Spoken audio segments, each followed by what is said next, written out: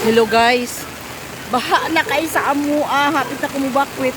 Yani ko sa highway para tanawon ginako ang tubig unsa nakakusog kaayo kay grabe na gyud ang tubig sa among balay. Mubakwit na ko. Adto na ko sa center.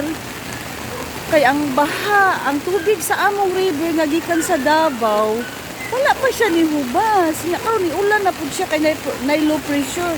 So nagdungagan na pud ang among tubig. Tanawa guys, unsa na ang tubig diri sa highway namo. Maara siya. So ang among kanal puno na kaayo. Tanawa. My God, nawurid na kaayo ko. Oh.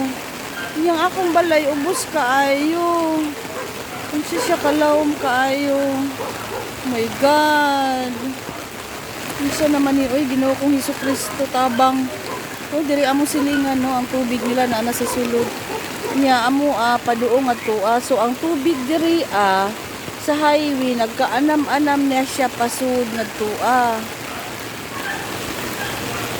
oh nakabutas in taon ang kubre nagbutas ko unsa ka ni siya kalawma tanawa ang tao nga naglakaw tagatuhod na. May kaluoy sa mga sakyanan karon ma-stranded. Padoong na nga tuwa sa terminal. My God, nangaligo pagid ang mga bata. Ugaw sa tubig. Hindi lang. Sao na lang ni Ron. Uy, Diyos ko Lord. Kani nga lugar, andaya niha, andaya padoong terminal, langihan. Ngani na siya kapuno. Dito, ang Montilla. Mao ni ang Andaya Street. Puno na ang tubig. Ew. Tanawa akong itsura. Maritis kayo. Huwag mo uli. Nako, mabalik ko sa balay kay pangsaka na po na ako akong mga gamit. Ay nako Lord Jesus Christ. Puno na daw ang mga eskwelahan sa mga evacuate nang bakwit.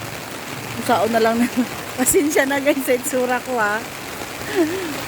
Tawa lang pero worried na kaayo ko. Ambot na lang yun.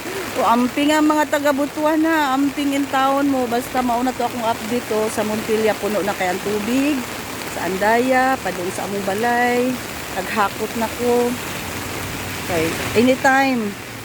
Musud na gining tubig sa kumbalay. Pero sa terrace na ang tubig. Maura to guys Amping mo tanan mga Bisaya, mga taga-Butuan.